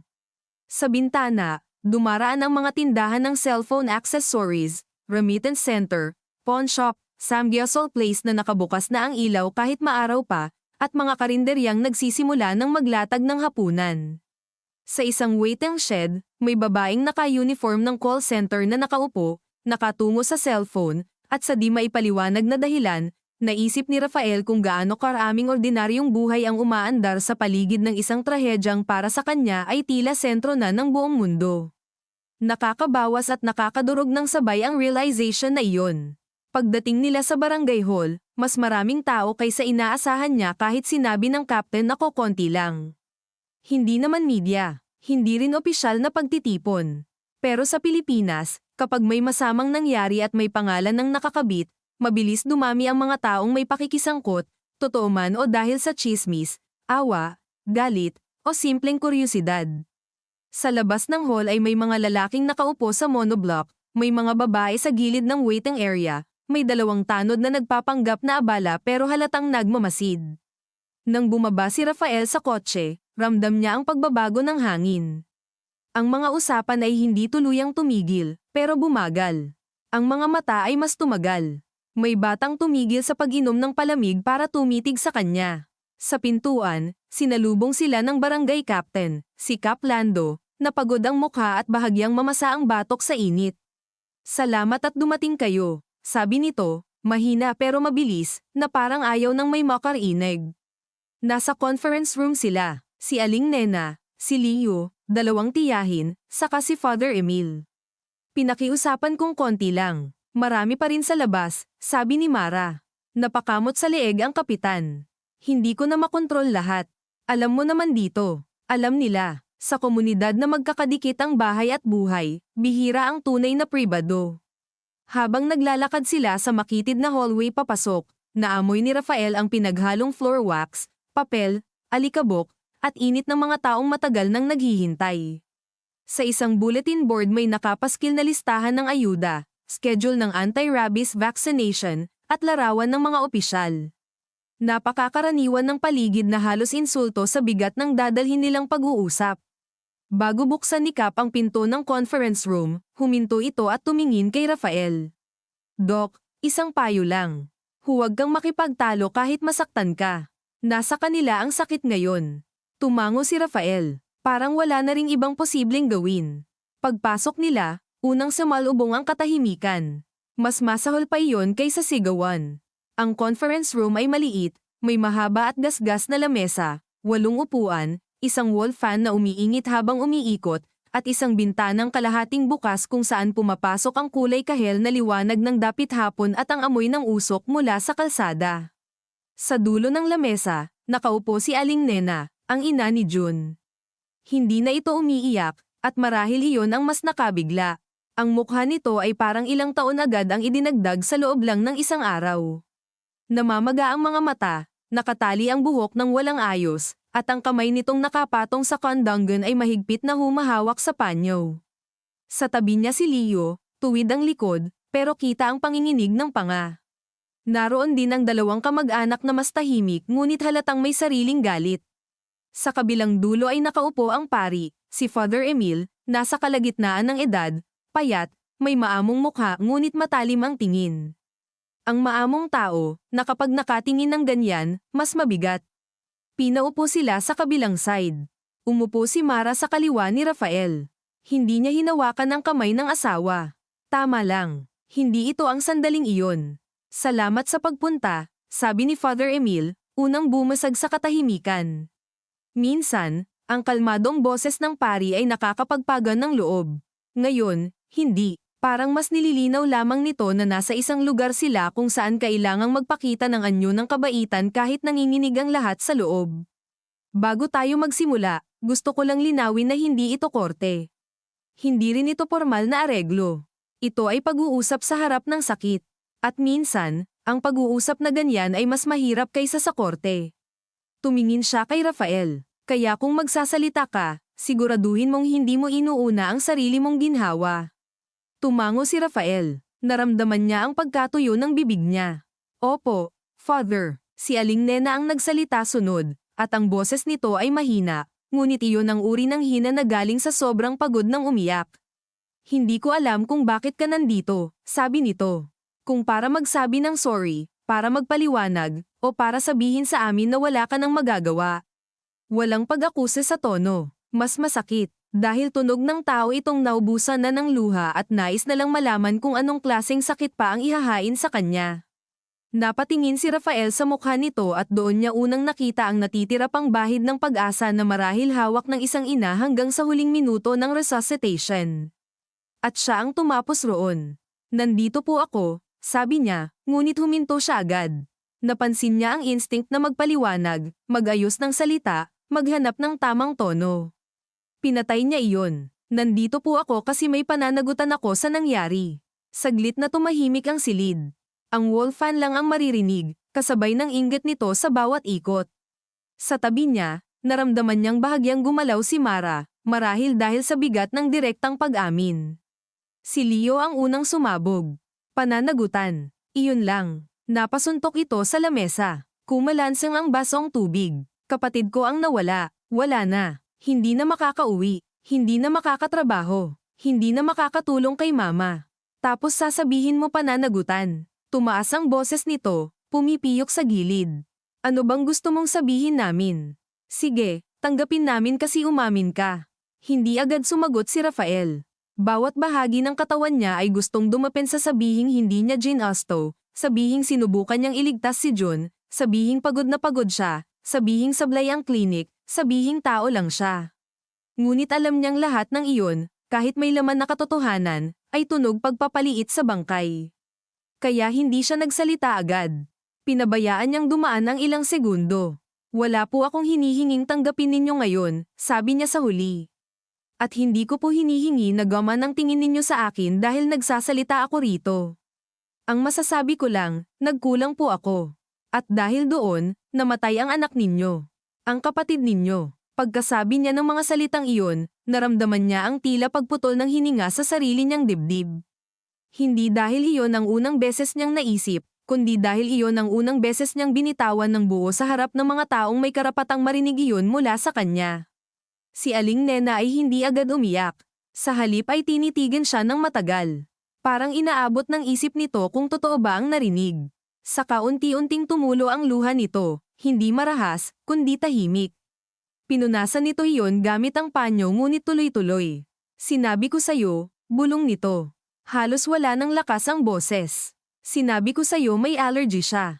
Lumapit pa ako sa'yo. Tumingin ka sa akin, pero hindi ka tumigil. Nanikip ang lalamunan ni Rafael. Bawat salita nito ay eksaktong naglalatag ng bangungot na tinakasan niya sa alaala. Opo, sagot niya. Hindi na niya magawa ang anumang mas mahabang pahayag. Akala ko kasi doktor ka. Hindi man ito sinabi ng pasiga, iyon ang pinakamabigat na paratang sa silid. Mas mabigat kaysa pinatay mo. Sapagkat sa isang pangungusap, binawi nito hindi lang ang tiwala sa kilos niya kahapon, kundi ang mismong propesyonal na identidad na binuo niya sa mahabang taon. Napababa siya ng tingin. Sa gilid ng paningin niya, nakita niyang napapikit si Mara, na para bang kahit sa kanya tumama ang linyang iyon. Si Father Emil ay nagsalita pagkatapos ng mahabang katahimikan. May tanong ang pamilya, at gusto kong sagutin mo ng diretso. Hindi para tapusin ang sakit nila, kundi para hindi dagdagan ng kasinungalingan. Doktor, kaya mo ba? Opo, noong sandaling iyon, sabi ng pari, mas mahalaga ba sa'yo ang pagmamadali kaysa makinig? Napakurap si Rafael. Hindi ito legal na tanong. Hindi rin klinikal. Mas mabangis dahil moral. At wala itong mapagtataguan. Umupo siya ng mas tuwid pero mas pakiramdam niyang maliit siya. Noong sandaling iyon, sabi niya, dahan-dahan, inuna ko po ang bilis. Akala ko kaya ko nang habulin sa susunod na segundo ang detalye. Nagkamali po ako. Si Leo ay tumawa ng maikli, wala iyong tuwa, kundi pagkamuhi. Akala mo, oo, sabi ni Rafael, tumingin sa kanya sa unang pagkakataon ng diretso. At ang akala ko ang ikinamatay ng kapatid mo. Narinig niya ang marahas na paghinga ni Mara sa tabi niya. Marahil ay natakot itong mas lumubog siya sa paraan ng pagsasalita. Ngunit hindi na niya kayang umiwas sa buto ng katotohanan. Si Aling Nena ay napayuko, umiiyak ng tahimik. Isa sa mga tiyahin ang humawak sa balikat nito. Anong mangyayari ngayon? Tanong ng matanda, hindi malinaw kung sa pari, sa kapitan, o sa hangin lang. Maililibing na ang anak ko pero anong mangyayari sa kanya? Itinaas nito ang daliri ng bahagya patungo kay Rafael nang hindi tumitingin. Magtatrabaho pa rin ba siya na parang walang nangyari? Doon unang sumingit si Mara, maingat, mababa ang boses. Hindi po namin hinihingi ang awa ninyo. At hindi rin po namin sasabihin na walang nangyari. Kahit kami po, alam naming hindi na ito mababalewala. Tumingin siya kay Aling Nena. May proseso pong haharapin ang asawa ko. At haharapin po niya iyon. Tumalim ang tingin ng isa sa mga tiyahin. Proseso. Lagi na lang proseso kapag may pera ang kabila. Hindi po kami mayaman, sagot ni Mara, at sa unang pagkakataon, lumabas ang personal na pagod at hiya sa tono niya. Pero alam kong hindi rin iyon mahalaga sa inyo ngayon. Ang mahalaga, may nawala sa inyo na hindi na mababalik. Natahimik muli ang silid. Sa labas, may tumakbong bata sa hallway at may sumigaw na tanod, isang napaka-ordinaryong ingay na sumingit sa gitna ng pagdurusa. Sa Pilipinas, Kahit ang pinakamabigat na pag-uusap ay laging may kasama ring ordinaryong tunog ng buhay. Hindi humihinto ang barangay para sa kahit sinong trahedya. Sa wakas, si Kap Lando ang nagsalita. Aling Nena, Leo, gusto ko lang sabihin na nandito kami para tiyaking hindi kayo mapapabayaan sa proseso. May records, may mga statement, at kung gusto ninyo ng assistance sa complaint, tutulungan namin kayo. Tumango si Leo, pero hindi inalis ang titig kay Rafael. Gusto ko siyang pumunta sa burol, sabi nito bigla. Napatingin lahat sa kanya, pati si Aling Nena. Ano? Mahina nitong sabi. Gusto ko siyang makita roon, ulit ni Leo, mas mababa pero mas buo. Hindi para patawarin, hindi para tanggapin. Gusto ko lang na makita niyang tao ang nawalan sa ginawa niya. Hindi papel, hindi file, hindi kaso, tao. Kumirat ang sikmura ni Rafael. Sa isang bahagi ng isip niya, parang ito ang tama. Sa isa pang bahagi, naramdaman niya ang hilaw na takot. Ang burol ay hindi neutral na lugar. May init ng pagdadalamhati roon, may mga kamag-anak, may mga kapitbahay, may mga tingin, at sa gitna niyon ay isang kabaong. Si Father Emil ay hindi agad sumang-ayon o tumutol. Tumingin muna siya kay Aling Nena. Kayo ang masusunod. Matagal bago sumagot ang ina ni Jun. Pinapyunas nito ang ilong at mata, at sa bawat galaw ay halatang ubos na ang katawan nito sa pagdadalamhati. Nang sa wakas ay tumingala ito kay Rafael, wala na roong apoy. Mas mahirap, dahil ang natira ay pagod na katotohanan. Kung pupunta ka, sabi nito, huwag kang pupunta para gaman ka. Huwag kang pupunta para masabi ng tao na humarap ka. Pumunta ka kung kaya mong tumingin sa anak ko nang hindi iniisip kung anong mangyayari sa'yo. Parang huminto ang hangin sa dibdib ni Rafael. Paano ba tinitingnan ang kabaong ng taong namatay sa pagkukulang mo nang hindi iniisip ang mangyayari sa'yo? Halos imposibleng utos. At baka yun mismo ang punto. Opo, sabi niya. Hindi niya alam kung kaya niya. Pero alam niyang hindi siya dapat magsinungaling na kayanan niya agad buuin ang tamang anyo ng pagharap. Pupunta po ako. Si Mara ay hindi nagsalita. Ngunit naramdaman niya ang bahagyang paghigpit ng tuhod nito laban sa ilalim ng mesa, hindi bilang lamang, kundi bilang paalala na bawat desisyon ngayon ay may kasunod na bitak sa kanilang dalawa. Nang matapos ang usapan, walang nakipagkamay. Walang dramatic closure. Tumayo lang sila isa-isa. Si Aling Nena ay nalalayan ng tiyahin palabas. Pagdaan nito sa tabi ni Rafael, hindi ito tumingin sa kanya. Si Leo naman ay huminto sa harap niya ng saglit. Mamayang gabi, 7, sa may covered court na ginawang burol. Saglit nitong kinuyam ang panga. At huwag kang magdala ng mahabang paliwanag. Umalis ito bago pa siya makasagot. Naiwan silang tatlo sa silid kasama si Father Emil at si Kap. Ang pari ang huling nagsalita bago sila lumabas. Minsan, sabi nito kay Rafael, ang hustisya ay nasa korte. Minsan nasa konsensya. Madalas, pareho silang hindi sapat sa mga naiwan. Paglabas nila sa hallway, mas madilim na ang langit sa labas. Bukas na ang mga ilaw sa barangay hall at ang puting fluorescent light ay nagpapatingkad sa pagkaputla ng mukha ni Mara. Habang naglalakad sila papunta sa kotse, wala itong kibo. Pagkasara ng pinto sa loob ng sasakyan, saka lang ito huminga ng malalim at isinandal ang ulo sa headrest.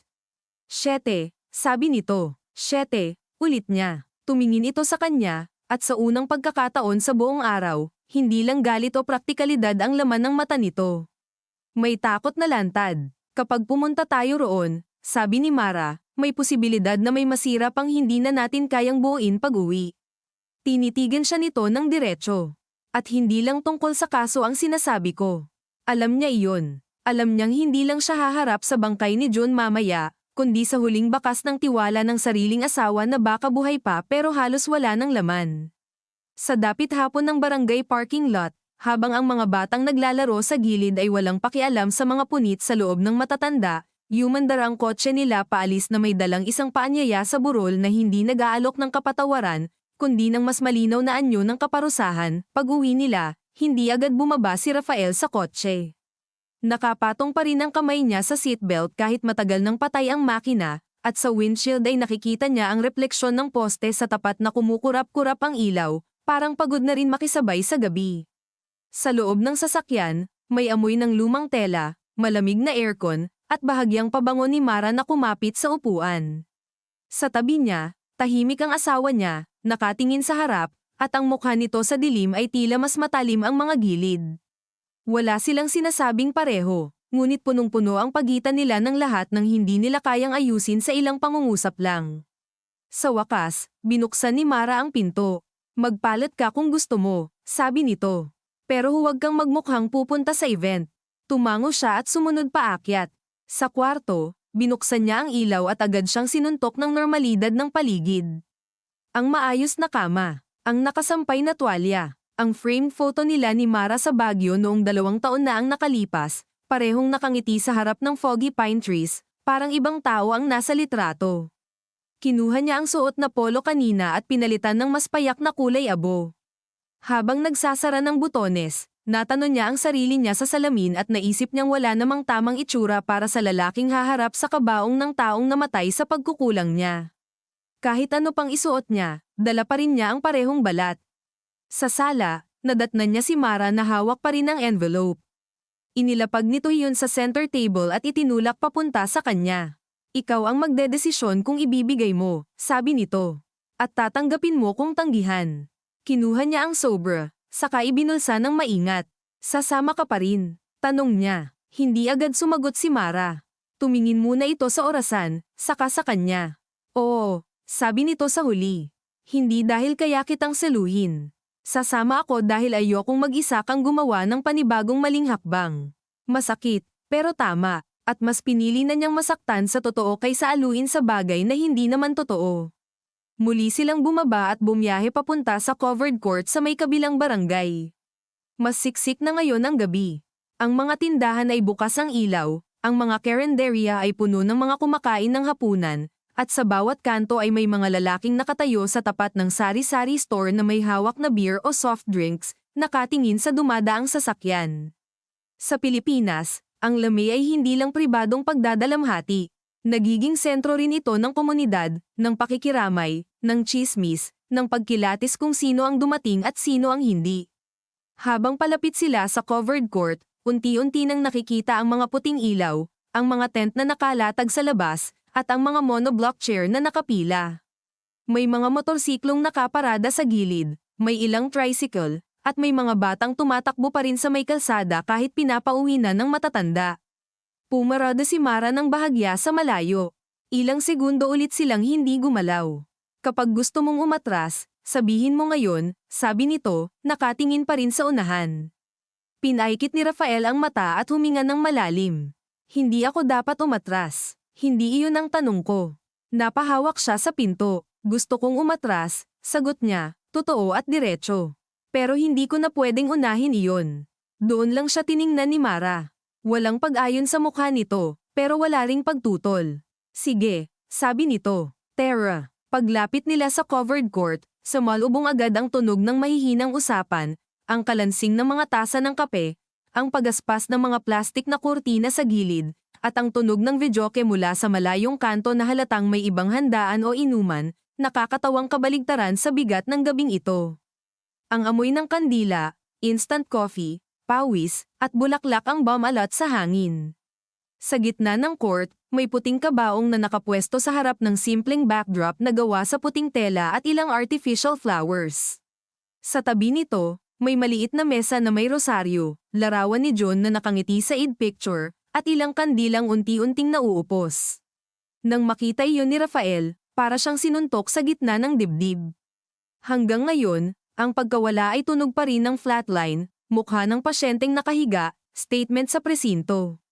Ngunit ang kabaong ay ibang wika. Hindi na ito medical event. Hindi na ito incident. Isa na itong wakas na may kahoy, ilaw, larawan, at ina na nakaupo sa tabi. Napansin agad sila ng ilang tao. Ang mga usapan ay hindi man tuluyang huminto, nag-iba ang tono. May mga matang dumulas kay Rafael at bumalik sa kabaong, may mga mukha ring hindi nagtangkang itago ang pandidiri o pagkailang.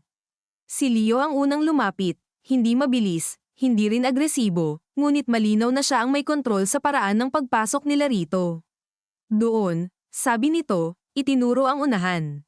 Walang bati, walang ritual ng pakikipagkamay. Sumunod si Rafael. Sa bawat hakbang palapit sa kabaong, nararamdaman niya ang bigat ng tingin ng mga tao sa likod. Sa kanang bahagi, nakaupo si Aling Nena, mas payat na tingnan sa ilalim ng puting ilaw, ang mga kamay ay magkasalikop sa kandanggan.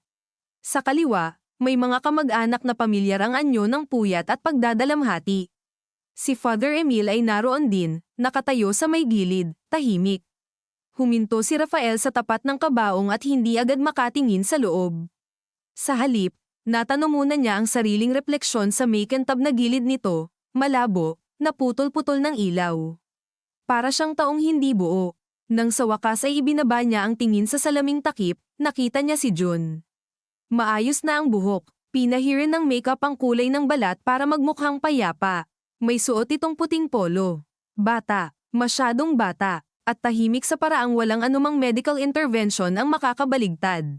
Napahigpit ang hawak ni Rafael sa sarili niyang mga daliri. Gusto niyang yumuko, gusto niyang humingi agad ng tawad, gusto rin niyang lumayo at masuka sa gilid. Lahat ng sabay. Sa likod niya, naramdaman niyang huminto rin si Mara, ngunit nanatiling isang hakbang ang layo, parang alam nitong hindi ito sandali para masandalan siya. Tingnan mo ng maayos, sabi ni Leo, mababa ang boses. Huwag isang silip lang. Tinupad niya iyon. Tiningnan niya ng mas matagal. Pinilit niyang huwag umiwas sa ideya na ang katawan sa loob ng kabaong ay hindi abstract consequence kundi tao na may pangalang John, may inang ngayon ay hindi na muling maririnig ang boses ng anak sa umaga, may kapatid na galit dahil walang ibang lugar mapuntahan ang sakit. Hindi niya alam kung gaano katagal siya roon, ngunit ang oras ay tila lumapot.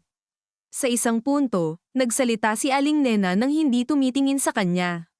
Mahilig yan sa basketball, sabi nito. Kahit may trabaho sa umaga, naglalaro pa rin sa gabi. Laging sinasabihan ng kuya niya na magpahinga naman. Hindi nakikinig. Mabilis na tumulo ang luha sa pisngi ng matanda ngunit hindi ito nagpumiglas. Ako ang laging nag-aaway sa kanya sa baon, sa pamasahe, sa pag-uwi ng late. Ang dami naming maliit na away. Akala ko normal lang, may bukas pa naman. Doon napatingin si Rafael sa ina. Hindi iyon kwento para sa kanya dapat. Ngunit marahil iyon din ang punto. Hindi siya dapat pahintulutang manatili sa klinikal na bersyon ng pagkawala. Kailangan niyang marinig ang ordinaryong buhay na pinutol. Nagkamali po ako, sabi niya, at napakababa ng boses niya kaya halos para sa sarili na lang. Hindi sapat yan, sagot ni Leo agad. Alam ko, sabi niya. Wala po akong dalang salitang sasapat. Tumayo si Aling Nena ng dahan-dahan, ay nalalayan ng tiyahin sa siko, at humarap sa kanya. Mas mababa ito sa kanya, mas payat, ngunit sa sandaling iyon ay pakiramdam ni Rafael ay siya ang maliit. Bakit? Tanong nito. Iyon lang. Isang salitang wala ng dekorasayon. At sa loob ng iisang pantig ay nakapaloob ang lahat. Bakit hindi ka nakinig? Bakit siya? Bakit ganoon ka abiles? Bakit anak ko? Naramdaman ni Rafael ang pagkatuyo ng lalamunan niya. Ito ang tanong na walang magandang sagot. Kahit gaano kay-toto, laging kulang, laging kabastusan halos sa laki ng pagkawala. Ngunit kailangan pa rin niyang sumagot. Dahil po nagmadali ako, sabi niya, dahan-dahan, bawat salita ay parang hinihiwa palabas sa dibdib. Dahil inakala kong kaya kong habulin ang detalye pagkatapos. Dahil nasanay akong itulak ang sarili ko kahit pagod na ako. Pero ano man ang dahilan, hindi po iyon excuse. Ako po ang nagkulang. Ang panga ni Leo ay humigpit. Ang isa sa mga tiyahin ay tumalikod at nagpunas ng mata. Si Aling Nena ay nanatiling nakatitig sa kanya. At ano ngayon ang gusto mong mangyari? Napaisip siya. Gusto. Napakadelikado ng salitang iyon ngayon. Sa loob niya, may mga likas na gusto, huwag nang makulong, huwag mawalan ng lisensya, huwag tuluyang masira ang pagsasama nila ni Mara, huwag dalhin ng nanay niya ang sakit na ito hanggang sa pagkahapo. Ngunit wala roon ang dapat ay lapag sa harap ng pamilyang ito. Gusto ko pong harapin ang anumang dapat kong harapin, sabi niya. At gusto ko pong makatulong sa gastusin ng burol at libing kung tatanggapin ninyo, nang hindi ninyo iisipin na kapalit iyon ng pananahimik o pagpapatawad. Dahan-dahan niyang inilabas ang envelope sa bulsa. Walang dramatic na pag-abot, inilapag lang niya sa maliit na mesa sa tabi, sa ilalim ng larawan ni John, at umurong ang kamay. Kung ayaw ninyo, ibabalik ko po. Tumingin dito si Leo na parang gusto niya iyong itapon agad. Ngunit si Aling Nena ay mas matagal ang titig. Sa kultura nilang Kapos, alam niyang ang tulong pinansyal ay hindi simpleng pera lang. Maaari itong maging pangangailangan, insulto, awa, o lahat ng sabay. Sa wakas, sinabi ng matanda, hindi ito kapalit ng kaso. Opo, sabi ni Rafael. Hindi po, hindi rin ito kapalit ng buhay ng anak ko. Opo, pero may gastos kami, dagdag nito, at ang pag-amin na iyon ay may sariling hiya sa tono, ang hiya ng mga Pilipinong sanay sa pag-iingat ng dangal kahit lugmok sa kawalan. At hindi ko ipagkakait sa anak ko ang maayos na burol dahil lang gusto kong maging buo ang galit ko. Dahan-daang tumango si Rafael. Naiintindihan ko po. Kinuha ng tiyahin ang sobra at inilagay sa tabi ni Aling Nena nang hindi binibilang. Hindi iyon pagtanggap sa kanya. Pagtanggap iyon sa pangangailangan ng yumao. Mahalaga ang kaibahan, at ramdam niya iyon. Maya-maya, lumapit si Father Emil at marahang inilapit ang isang upuan sa likod nila. Umupo muna kayo, sabi nito kay Rafael at Mara. Hindi bilang bisita, bilang mga taong kailangang manatili sa bigat. Umupo sila. Sa sumunod na kalahating oras, walang malaking eksena. At marahil iyon ang mas tumagos. Walang sumampal, walang naghagis ng upuan, walang melodramatikong patawaran. Sa halip, may mga kwento. Pira-pirasong alaala ni June mula sa mga kamag-anak at kapitbahay. Kung paano ito mahilig magluto ng pansit canton sa hating gabi. Kung paanong huling Christmas party ay siya ang nag-volunteer magbuhat ng mesa. Kung paanong naiirita ang nanay niya dahil lagi nitong inuuna ang pag-abono sa kaibigan kaysa ipunin ang sahod. Bawat kwento ay karayom. Hindi dahil may intensyon silang saktan si Rafael sa bawat detalye, kundi dahil ito ang totoong anyo ng nawala. At kailangan niyang marinig. Sa tabi niya, si Mara ay tahimik lang, dalawang kamay sa kandanggan, tuwid ang likod, ngunit sa isang sandali nang marinig niya ang kwento ng planong pag-enroll muli ni John sa vocational course kapag nakaipon na, nakita ni Rafael na napapikit ito. Dahil marahil sa puntong iyon, hindi na lang ito tungkol sa pagkakamali ng asawa niya. Tungkol na rin ito sa nasirang hinaharap ng ibang tao, at walang legal advice na makakalihis doon. Nang magsimula ang maikling dasal ng pari, tumayo ang lahat. Yumuko si Rafael, ngunit hindi siya makasabay agad sa ama namin. Hindi dahil hindi niya alam ang dasal, kundi dahil sa pagitan ng bawat linya, may tanong ang isip niya kung anong klaseng paghingi ng tawad ang posible kapag ang kasalanan ay nasa anyo ng irreversibility. Nang matapos ang dasal, lumapit si Leo sa kanya sa gilid ng covered court habang abala ang iba sa pagsalin ng kape. Huwag mong isipin na dahil nandito ka, iba na agad tingin ko sayo, sabi nito. Hindi po, sagot ni Rafael. At huwag kang mawawala kapag nagsimula na ang kaso. Hindi ako mawawala, sandaling tinitigan siya ni Leo, parang sinusukat kung may natitira bang kredibilidad ang isang lalaking galing na sa malaking pagkukulang. Mas mabuti para sa'yo na totoo yan, sabi nito, ngunit mahina na ang boses, mas pagod kaysa galit. Pagbalik nila ni Mara sa kotse malapit ng mag-aladjes. Pareho silang amoy kandila at gabing malagkit. Nang makaupo sila sa loob, hindi agad pinaandar ni Mara ang makina. Sa halip, ipinatong nito ang dalawang kamay sa manibela at tumitig sa dilim sa labas. May kailangan akong sabihin, sabi nito. Ang tono ay hindi bigla, ngunit may paghahandang matagal nang ginagawa sa loob. Sabihin mo, tugon ni Rafael, at alam niya agad na may bahagi ng gabing ito na hindi tungkol sa pamilya ni John. Huminga ng malalim si Mara. Habang nakaupo tayo roon, at naririnig ko silang magkwento tungkol sa mga simpleng plano ng batang iyon, may isang bagay akong hindi na kayang iwasan. Napatingin siya rito. Ang mukha ni Mara sa ilaw ng poste ay mapatla at malinaw. Hindi ko alam kung kaya kitang tingnan ulit sa parehong paraan. Hindi siya agad nakasagot. Narinig lang niya ang malayong kuliglig, ang humandar na motorsiklo sa kanto, at ang mahinang paguga ng hanging tumatama sa windshield.